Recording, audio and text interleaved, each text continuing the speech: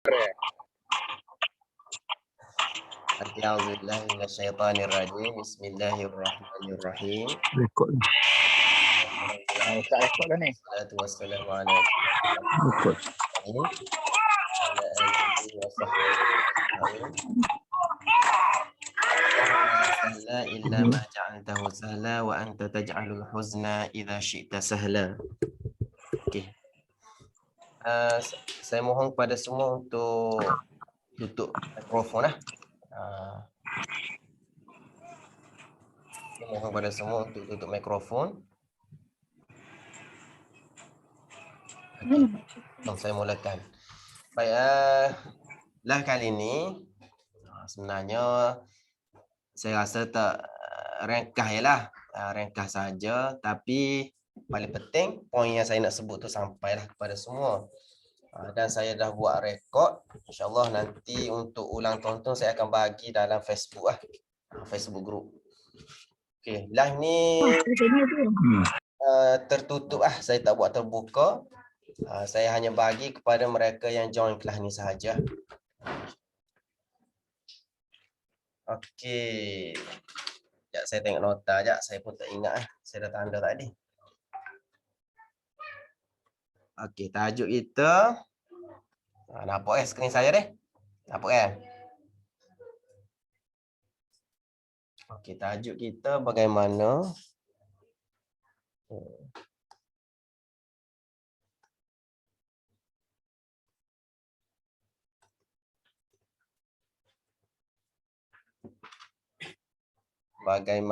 nak jana lebih jam bagi mereka yang sibuk. Panjang tajuk. InsyaAllah ini saya nak kecek berkaitan dengan, saya nak cakap berkaitan dengan benda ni ya. Okay, bagaimana kita nak menjana, bagaimana kita nak menjana lebihan jam bagi mereka yang sibuk, orang yang sibuk. Okay. Yang pertama sekali, kita kena tahu bahawa setiap manusia ni Allah Ta'ala bagi kita sebanyak 24 jam. Okay, 24 jam. 24 jam ini adalah satu angka. Dianya satu angka, iaitu 24. Dia berbeza dengan tempoh masa. Okey, yang menentukan 24 jam ini adalah kita manusia. Tapi tempoh masa ini berbeza-beza mengikut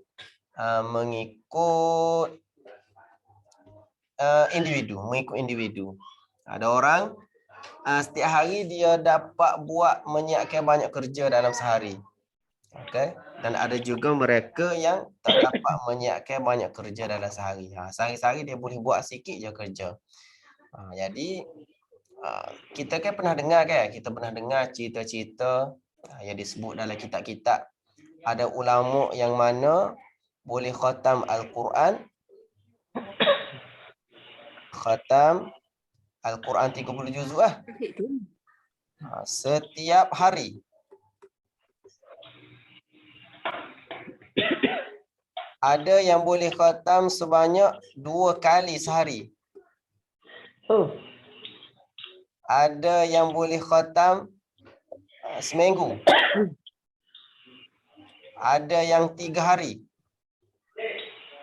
Maknanya kalau setiap hari, yang ni contoh Sayyidina Uthman Ibn Affan. 2 kali sehari contoh Imam Asy-Syafi'i. Seminggu ni banyaklah ulama-ulama kita kan. 3 hari sekali khatam pun banyak juga. Jadi mereka ini juga mempunyai 24 jam sama seperti kita. Tetapi oleh kerana keberkatan waktu yang Allah Ta'ala beri kepada mereka, maka mereka dapat menyiapkan banyak kerja dalam satu masa. Okey.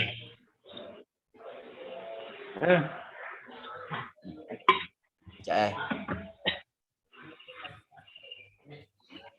Baik, sekarang ni kita kena tahu sekarang ni kita ada 24 jam. ada gangguan lah suara. Tolong mute. Siapa yang tak tutup mikrofon tu? Itu mengganggu kita. Mengganggu rakan-rakan lain yang nak dengar. Tolong tutup mikrofon ya. Siapa yang tak tutup? Saya baca. Tanuri, Armiyah, Saari. Ni tutup mikrofon . Okey, baik, alhamdulillah. Terima kasih. Semua dah tutup. Baik, dalam 24 jam ini kita perlu buat urusan yang wajib. Okey, sebab ada yang mengadu kata antara alasan yang saya terima lah, iaitu tak sempat nak hafal ustaz, ada banyak kerja. Jadi dalam 24 jam ni kita ada beberapa jam yang perlu kita buatlah, antaranya urusan-urusan yang wajib. Kita juga bagi masa kepada majikan kita. Kalau bekerja kita ada majikan, syarikat kerja. Yang ni pukul 9 hingga pukul 5. 9 pagi 5 petang. Wajib. Kita juga perlu bagi masa kepada family kita. Kita ada pasangan. Kita ada anak-anak. Mereka juga perlukan kita. Pasangan kita ni perlukan juga perhatian daripada kita. Abang nak air? Perhatian daripada kita. Ayah nak air tak? Siapa tu tak tutup mikrofon tu? Saya dah Ustaz tadi tutup ke? Ustaz tutup lah. Saya tutup. Okey, boleh. Okey, baik. Kita juga mungkin ada ibu bapa yang dah tua, yang perlu untuk kita jaga. Ada. Kita juga perlu luangkan masa untuk buat ibadat. Juga kita perlu ada masa untuk tidur. Semua ini adalah kita perlu bahagikan masa sehari kita. Jadi semua ini dia ada hak dia masing-masing. Majikan pukul 9 pukul 5 kerja kan. Pasangan pun mungkin kita perlu buat dia pergi jalan-jalan anak-anak kan. Pergi jalan-jalan. Ibu apa pun mungkin kita kena jaga, kena mandi, kena bagi suap makan. Ibadah pun kita ada masa-masa khusus. Nenek untuk zikir, selawat. Tidur ni mungkin berapa jam sehari tidur? 6 jam sehari tidur. Jadi semua ini kita perlu tunaikan.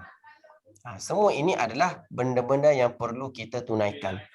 Lain individu, lainlah komitmen dia. Jadi sebab tu malam ni insya-Allah saya nak sebut bagaimana untuk kita menjana lebihan jam bagi mereka yang sibuk. Bagi mereka yang sibuk. Mudah sahaja. Hanya buat 2 perkara sahaja. Okey, bagaimana nak jana lebihan jam. Hanya perlu buat 2 perkara sahaja, iaitu yang pertama, sama ada kita tidur lewat ataupun kita bangun awal. Ni saja. Kenapa kita perlu buat benda ni? Semua ini berkaitan dengan waktu tidur. Kenapa? Kerana mungkin pada waktu siang ataupun pada awal malam kita perlu tunaikan hak-hak yang saya sebut tadi, hak atas tadi.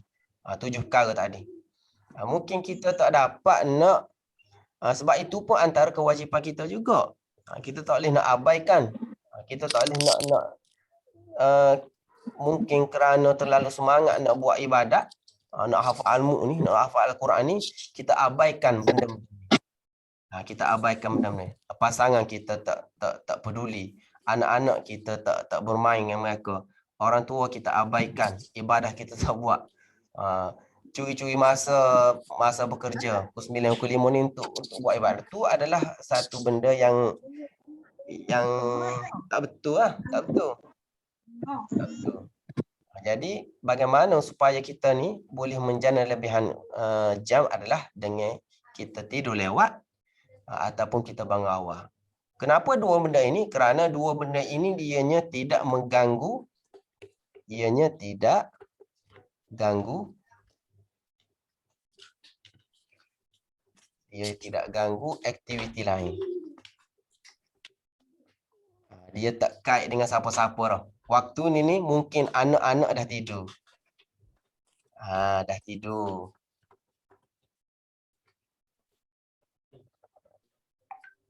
Pasangan pun dah tidur. Ibu bapa pun dah tidur. Dan juga luar waktu pejabat. Okey, luar waktu pejabat. Jadi kita perlu korban sikit lah waktu tidur kita ni. Kita perlu korbankan sedikit lah. Jadi sebab itu sekejap saya nak buat page baru. Tak muat dah saya nak tulis ni.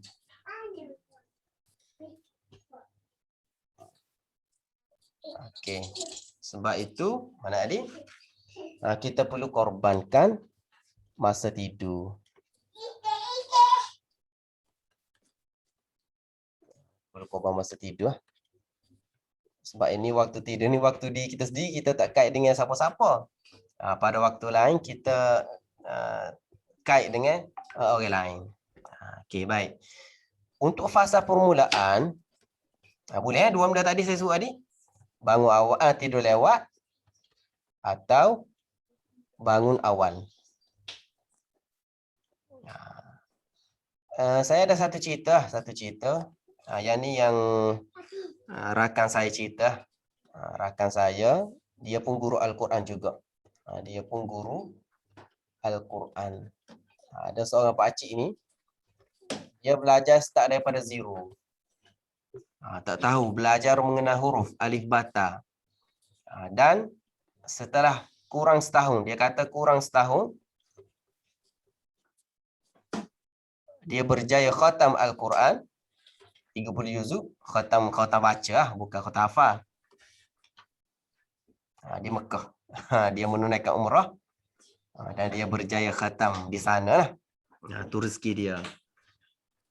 Okey, ni biasa lah, benda ni biasa sebenarnya. Tapi apa yang luar biasanya adalah apa yang dia buat. Apa yang dia buat sehingga dia mampu dalam kurang daripada setahun.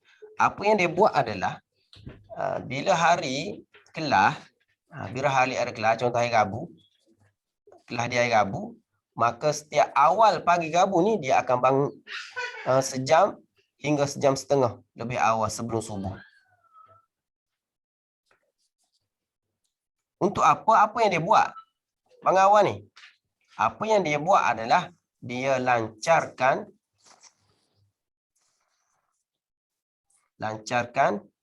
muka surat yang akan dibaca di hadapan ustaz.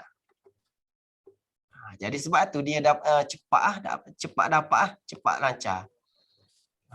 Jadi apa yang kita boleh dapatkan di sini adalah kesungguhan dia lah. Kesungguhan dan pengorbanan dia. Maka dia dapat apa yang dia impikan. Kita pun sama. Kesungguhan dan pengorbanan kita, insya-Allah kita akan dapat apa yang kita hajati lah. Apa yang kita hajat? Kita hajat adalah kita nak hafal ilmu lah. Dah hafal surah-surah lain. Okey. Kemudian sekarang ni kita mungkin, ni saya nak sebut mereka yang baru join ya. Mereka yang masih baru dalam proses menghafal. Mungkin pada fasa permulaan ini,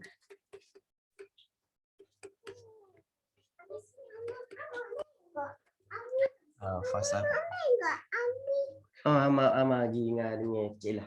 Ama cik lah dah. Habis ada kelas. anak masuk tanda. Okey, baik, teruskan. Fasa permulaan. Baik, mungkin pada fasa permulaan ini ianya fasa yang susah. Susah, payah. Sebab apa susah payah? Kerana kita baru nak start hafal. Kita masih lagi nak merangkak bertatih. Kita masih bertatih untuk menghafal.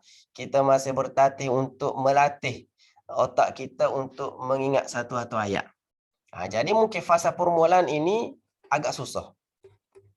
Bila susah, kita perlu peruntukkan lebihan jam. Mungkin 3 jam sehari. 3 jam sehari. Mungkin 3 jam sehari secara berterusan, mungkin makan masa sebulan. Sebulan 2. Faham tak? Mungkin makan masa sebulan 2. Sebelum kita berjaya nak hafal dengan laju ni, kita akan lalui fasa yang susah dulu. Sebab otak kita ni tak biasa lagi nak hafal. Otak kita masih lagi tak biasa nak hafal. Kalau mereka yang dah hafal banyak, laju, mungkin dia mampu hafal separuh muka surat.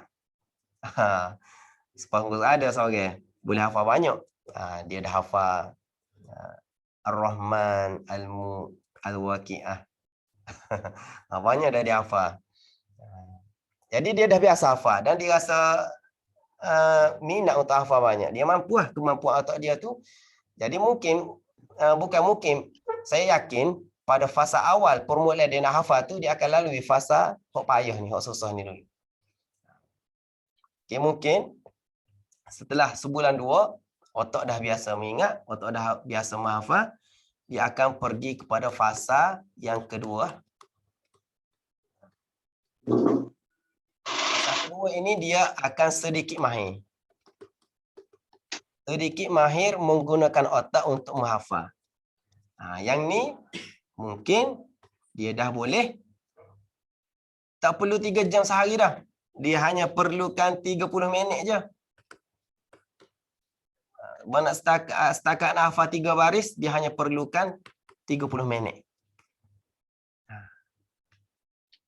Dan mungkin bila dia dah makin mahir, dia mungkin boleh untuk hafal, akan capai satu kemampuan, iaitu, sekejap saya nak buka page baru. Dah penuh dah. Okay, dia akan sampai satu tahap yang mana ia akan sampai satu masa nanti dia akan sampai satu tahap. Dia boleh menghafal satu ayat. Satu ayat pula. Bukan satu ayat. Ini saya buat, ni saya test diri pada pelajar saya. Hafal satu baris dalam masa 1 minit.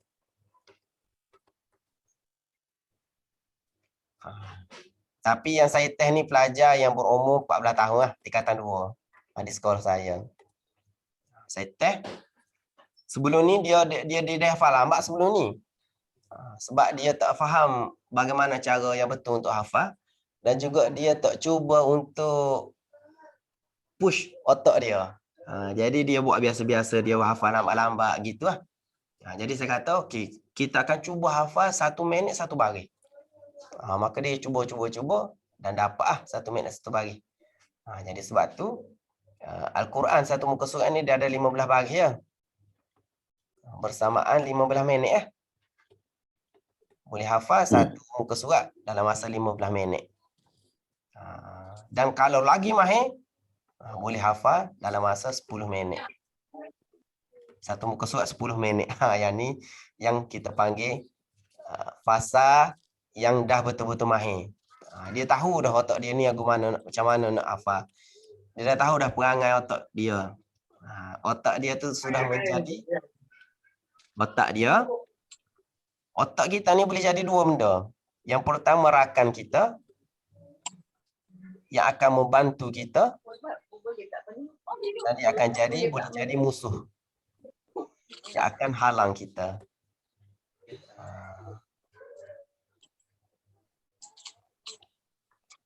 Okey.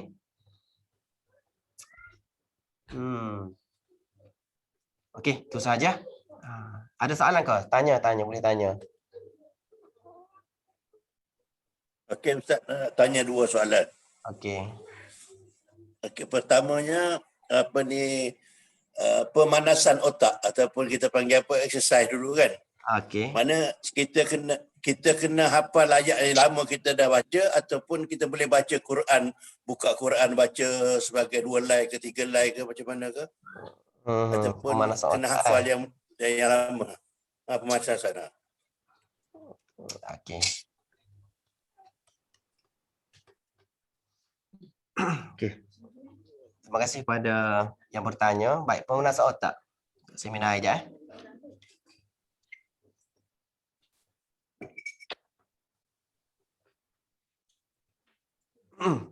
Baik, pemanasan otak kita akan buat 5 minit.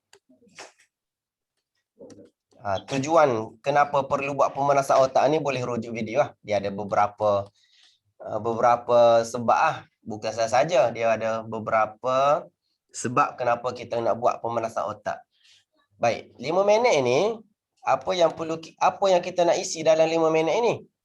Kita boleh isi hafalan lama.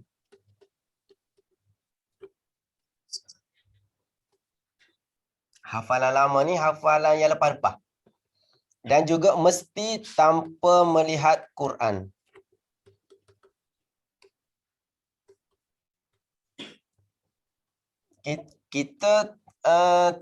Kita tak akan baca tak dengan lihat Al-Quran, tak boleh lihat Al-Quran lah. Kerana apa? Kenapa kita tak mahu melihat Al-Quran? Yang pertamanya, kita nak ambil peluang supaya kita dapat ulang balik hafalan lama. Sebab biasalah hafalan kita ni bila dah lama kita tak baca, dia akan lupa. Dia akan lupa. Jadi kita nak ulang balik hafalan yang lama tu. Tu tujuan dia. Dan juga kalau kita melihat Al-Quran, dia tidak memberi cabaran kepada otak kita. Sebab kita baca Al-Quran. Antara tujuan kita buat pemanasan otak adalah kita nak bagi otak kita ini ia jadi tak sabar nak hafal. Tak sabar nak hafal. Siapa yang pernah hafal Al-Quran dia tahu lah. Dia tahu lah. Bila kita nak baca, sebab aktiviti mengulang bacaan lama ni adalah satu aktiviti yang sangat boring. Fitrah manusia dia suka nak hafal, dia nak tambah hafalan baru. Ini juga berlaku juga pada pelajar di sekolah saya.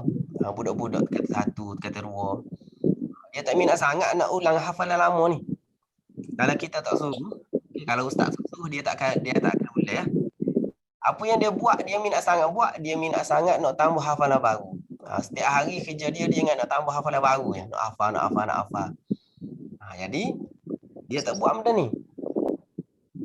Jadi sebab tu antara tujuannya kita nak buat supaya siapa-siapa yang pernah buat ni dia akan rasa tak sabar nak tambah hafalan baru. Tengah nak baca, apa yang hati ataupun jiwa dia nak sebut, dia kata dari dalaman lah. Merajaah di lain waktu lah. Dia tak sabar nak tunggu habis 5 minit.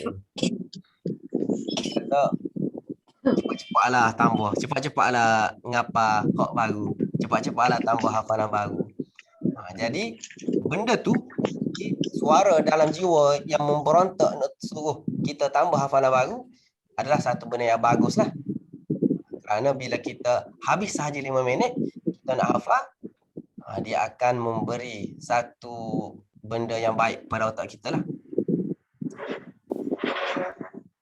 Okey.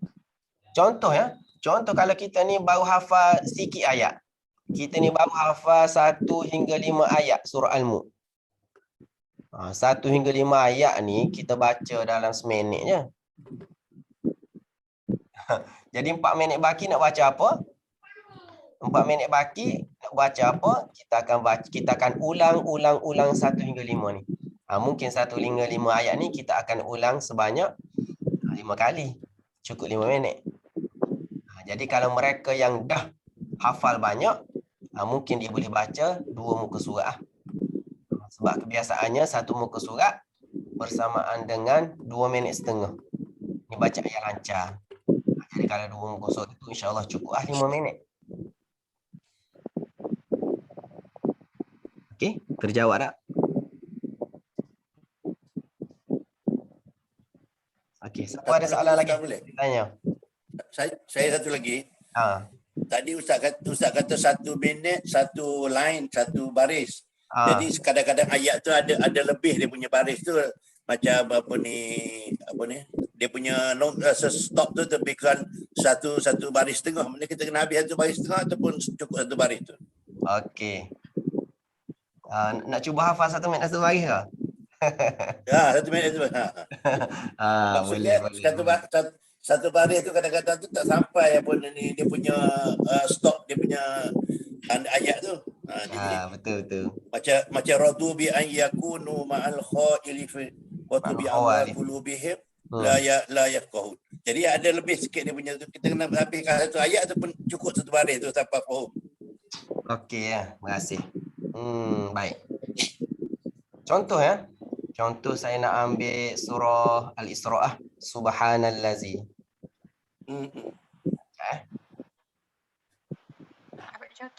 Ambil contoh surah Al-Mulk lah. Surah Al-Mulk. Cuba surah Al-Mulk ya. Ya.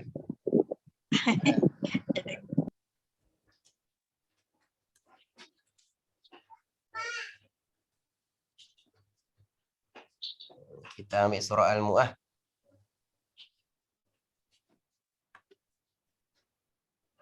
Sekejap saya ambil gambar dalam internet jap.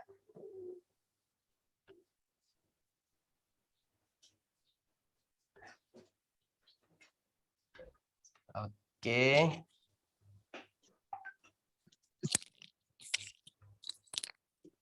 Okey, dapat tak gambar saya ni?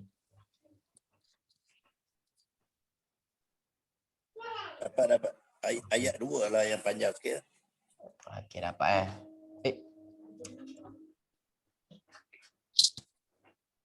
Okey, boleh counting tak ni? Ayat 2, ayat 3 saja. Okey. Contoh ya. Apa yang kita buat adalah contoh ayat pertama.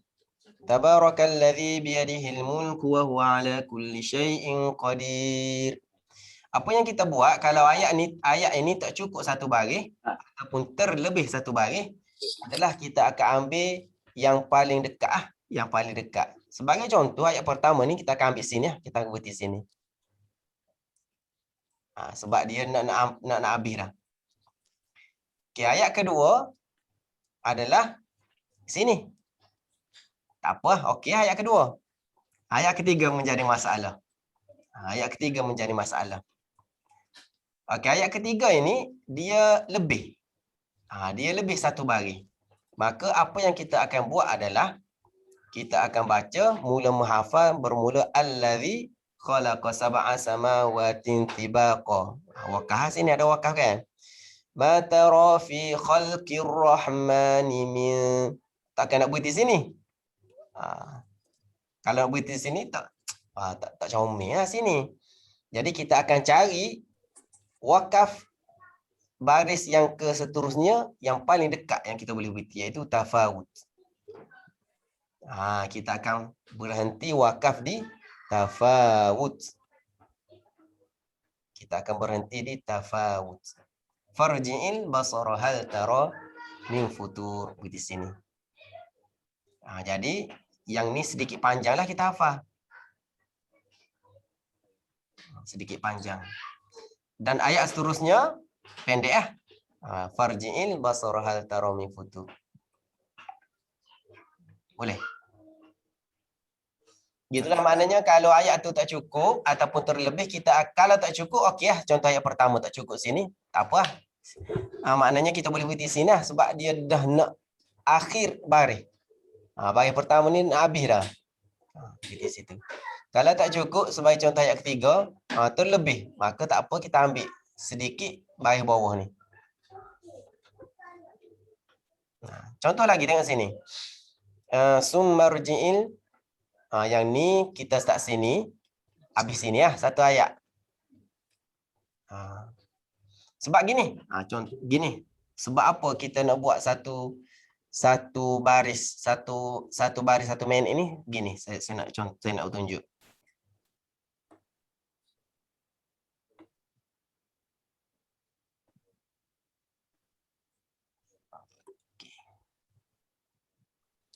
Okey, mengikut kajian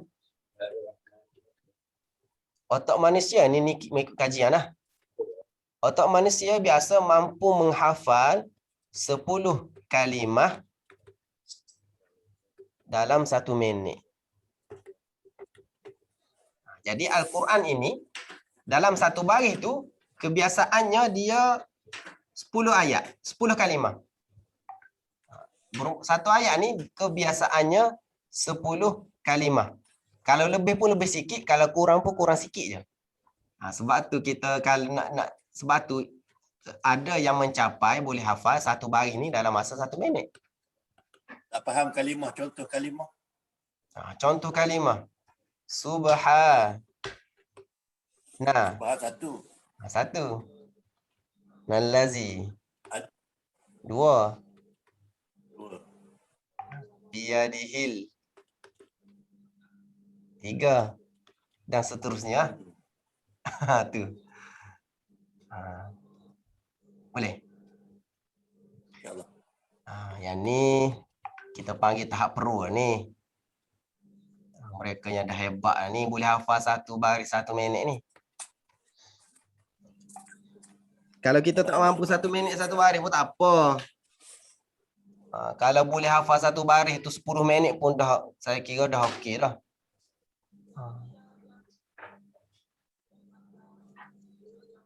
Sebab fokus utama kita nak ingat je. Kita bukannya nak cepat habis.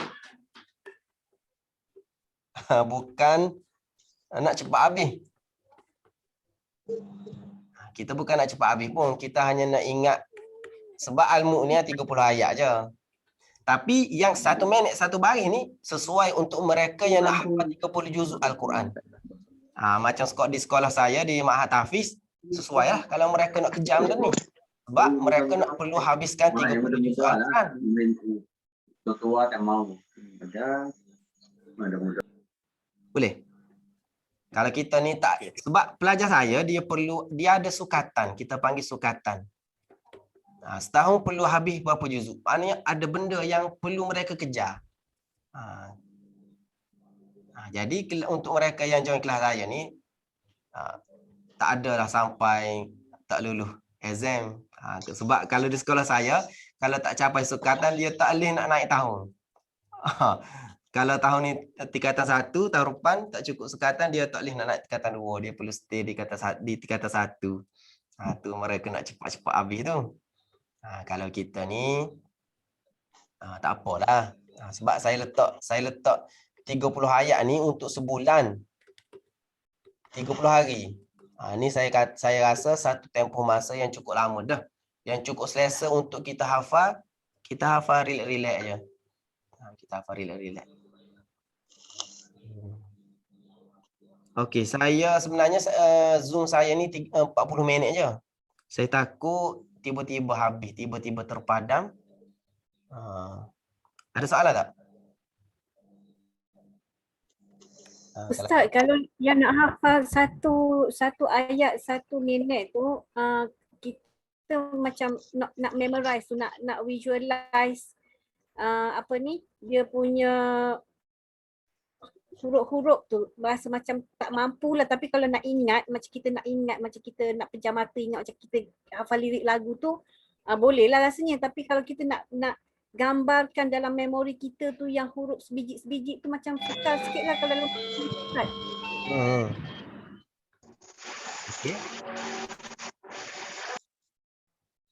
Okey, hafal satu baris 1 minit ni saya panggil dia sebagai satu skill lah. Skill ni apa?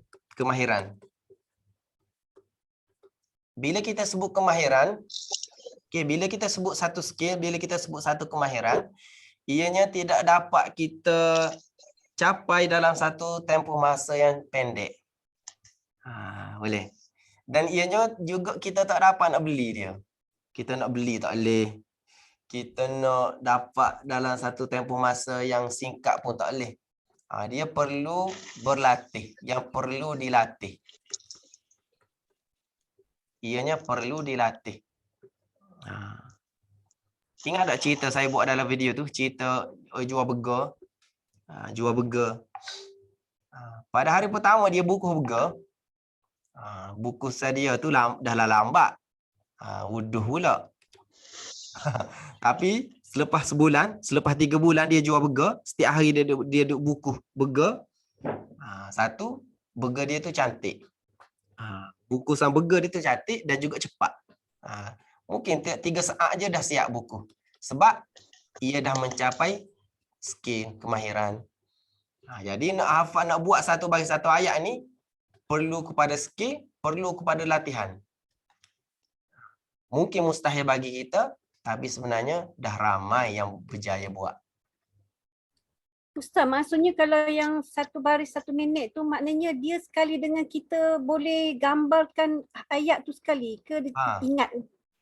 Boleh. Dengan gambaran dalam minda kita tu. Ya, gambaran. Sebagai contoh, saya sebut tadi subhanallazi asra bi'abdihi lailam minal masjidil haram. Tu baris pertama.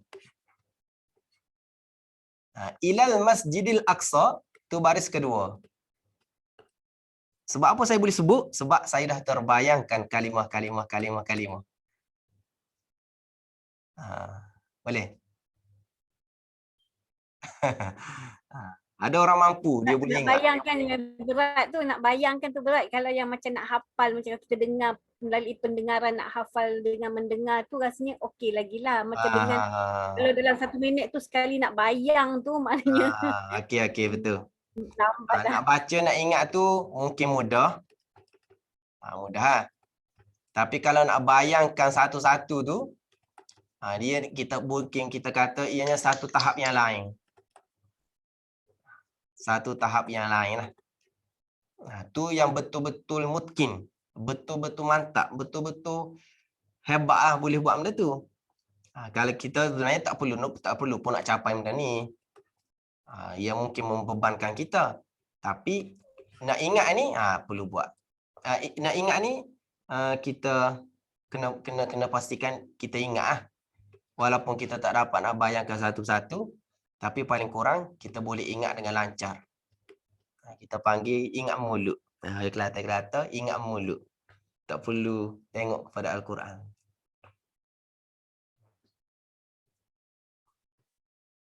Okey. Kalau ingat mulut tu, Ustaz, dia tahan lama tak? Ingat mulut tu tahan lama.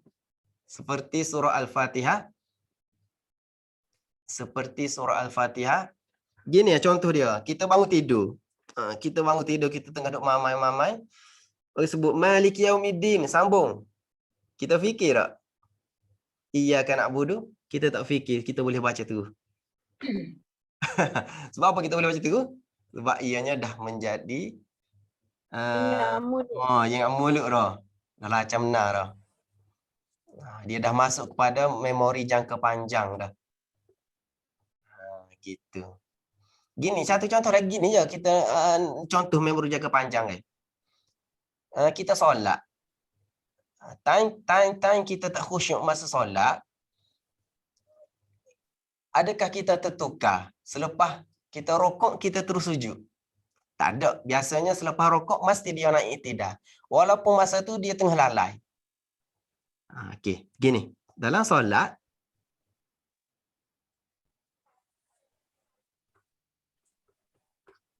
kita ada orang yang tak ada yang silap rukun. Selepas rukuk mesti dia i'tidal. Mesti dia akan sujud. Selepas sujud mesti dia akan duduk antara dua sujud. Dia tak ada mereka yang silap rukun. Yang ada hanya silap bilangan rakaat. Okey. Selepas rukuk mesti dia akan naik i'tidal. Tanpa dia fikir. Kerana apa? Kerana setiap hari 17 kali dia buat benda ni. Setiap hari kita solat 17 rakaat. Dianya dah jadi satu automatik. Dah tertanam dalam minda dia dah. Tak perlu fikir dah. Tapi kita ingat tak masa mula-mula kita belajar solat dulu, kita terfikir-fikir, lepas ni tidak ke? Lepas ni. Sebab kita baru nak belajar solat. Ianya masih baru. Dia masih berada di memori jangka pendek. Tapi bila dah berpindah ke memori jangka panjang, ia akan berlaku secara automatik. Ya, Ustaz, saya nak tanya, saya ada buat kaedah yang macam Ustaz kata tu, style baca saja tanpa melihat. Tapi bila saya cuba untuk solat, maknanya bila saya berhenti ayat 6, saya masuk rakaat kedua, saya nak continue ayat yang ketujuh, dia memang blank. Sebab saya rasa cara saya tu tak kena sebab dia tak boleh nak memorize. Macam mana tu Ustaz? Okey. Yang pertama sekali, lupa tu biasa. Lupa tu benda yang biasa dan sudah menjadi satu fitrah manusia lah. Biasa dah lupa tu. Okey. Lupa. Pada pendapat saya tak salah. Bukannya salah kaedah. Tapi ianya masih macam mana tadi blank. Nak sambung ayat ke-7 tu jadi blank. Maknanya macam kita nak cuba baca Al-Mulk kan. Maknanya kita ambil sampai ayat 1 hingga 6. Lepas tu dia tak datang ayat yang ke-7. Sebab saya cuba macam kaedah yang Ustaz bagi tahu ni satu persatu untuk memorize. Jadi macam kita ingat, ayat yang ketiga tu ambil kat mana. Jadi dia macam boleh nampak lah maknanya. Sebab dulu saya baca, memang kita dah biasa tiap-tiap malam amalkan Al-Mulk kan. Maknanya kita baca, ikut dengar gitu. Lepas tu bila kita nak cuba dalam solat tu, kita kena letak Al-Quran kat depan. Kadang-kadang kita nak bila rakaat kedua tu, bila kadang-kadang panjang satu page tu, panjang. Lepas tu kita nak masuk page yang kedua tu, kita tak tahu kat mana ni maknanya. Macam tu je KL Ustaz. Okey, gini. Okey, betul. Saya pun biasa juga berlaku ketika mana solat tarawih. Bila naik ke rakaat kedua tu, aku baca apa tadi? Lupa. Jadi, kaedah dia adalah bila kita habis rakaat pertama, contoh kita baca last ayat ke-6. Okey, ayat ke-6. Sebelum kita rukuk, kita kena tahu ayat ke-7 tu bermula dengan kalimah apa. Ada tak? Maknanya sebelum kita habis ayat ke-6 apa? Walillazina kafaru bi rabbihim adzabu jahannam wa bi'sal masir.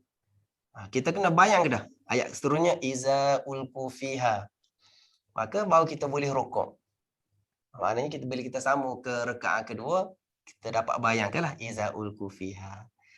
Sebab saya bimbang ni yang saya buatlah, yang saya buat semasa saya menjadi imam tarawih. Bila kita dah habis kita dah habis baca ayat pada rakaat pertama, kita rukuk, kita dah seolah-olah kita dah buang semua. Kita dah tak ingat dah. Kita hanya fokus pada rukuk, nak cepat-cepat gitu je.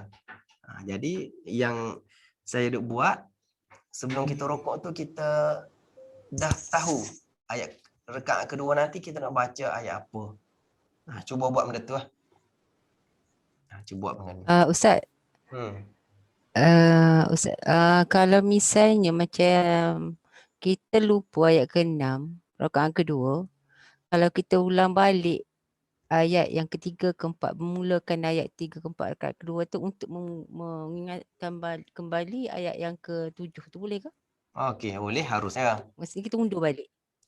Boleh ya. Harus. Bebas yang nak baca ayat mana-mana pun. Okey, terima kasih Puan. Maknanya saya pun nak tanya berkenaan dengan itu tadi. Jangan. Okey, baik. Kita baru hafal ayat 1 hingga 3. Takkan kita nak rakaat pertama ayat 1, rakaat kedua ayat kedua dan ketiga, pendek sangat. Jadi rakaat pertama kita baca ayat 1 hingga 3, rakaat kedua pun kita baca 1 hingga 3. Tak ada masalah. Kita ulang ayat yang sama. Tak ada masalah. Harusnya.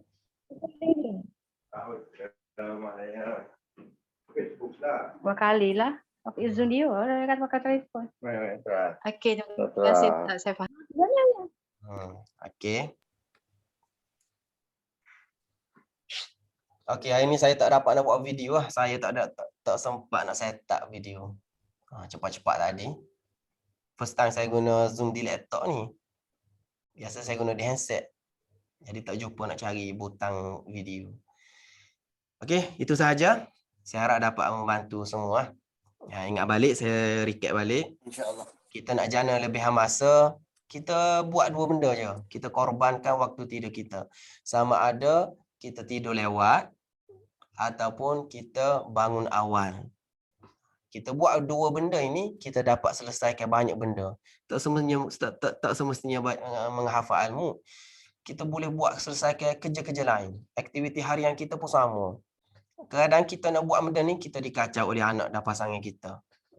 Kadang anak nak itu, nak ini. Jadi kita cari masa, kita nak marah kepada anak kita tak boleh. Kita nak marah kepada pasangan kita tak boleh. Jadi cara yang terbaik adalah kita selesaikan tugasan kita semua. Hak anak kita bagi, hak isteri kita bagi, hak suami kita bagi. Kita korbankan waktu tidur kita. Pada waktu tersebut kita boleh buat apa yang kita nak, apa yang kita suka tanpa ada apa-apa gangguan. Dan memang benda ni saya dah buat ah. Saya sendiri buat, bukannya saya cakap saja. Saya pun sendiri buat. Kadang saya tak tidur lewat pun pernah, bangun awal pun pernah. Kita korbankan. Sebab saya ada anak kecil. Ustaz. Okey. Okey. Saya nak tanya ni Ustaz. Maaf. Macam ni. Kita duk baca-baca surah Al-Mulk tu. Apa tu tiba-tiba kita tak perasan kita masuk berita baca-baca surah tu sampai surah ayat 6 lah contoh. Kita sambung dengan surah lain. Siapalah kita kata 2-3 ayat. Adakah jadi kesalahan ke lagu mana kalau sudut salah-salah ha. Ya. Cuma berdosa ke? Tuan. Sama ada berdosa atau tidak? Baik. Kalau tanya salah memang salah lah. Jelaslah salahnya sebab dah baca ayat lain. Ya, betul. Cuma kalau biasanya kita tak sengaja. Kita tak perasan. Bila perasan saya stop selalu. Bila perasan kita stop lah. Gitulah. Kita stop dan kita ulang balik ayat last yang kita baca. Contoh tadi kita baca ayat 6. Ayat ke-7 ni kita baca surah lain. Maka kita sama ada bila kita perasan, salah ni aku baca surah mana pula ni. Sama ada kita terus rukuk ataupun kita ulang ayat ke-6 tadi. Habiskan ayat ke-6 dan kita rukuk, ataupun kita ulang ayat ke-6, tiba-tiba kita teringat balik ayat ke-7, ayat yang betul. Maka teruskan ayat ke-7, ayat ke-8 lah.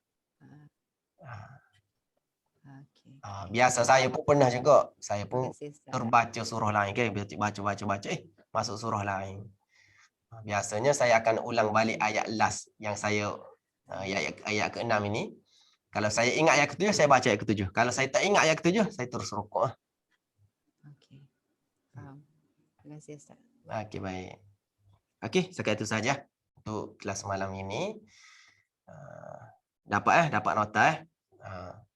InsyaAllah next saya akan buat beberapa video lagi lah. Berdasarkan masalah yang anda semua sebut lah. Sebab bila saya berkomunikasi dengan anda ni ada lagi beberapa soalan yang saya tak sempat jawab lah. Sebagai contoh, bagaimana nak berdisiplin setiap hari nak hafal satu hari satu ayat. Macam mana kita nak macam-macam soalan lah. Adakah ketika bagi perempuan yang ketika uzur nak hafal ke nak cuti? Tu nanti saya buatlah beberapa video lagi dan saya akan kongsikan kepada anda semua.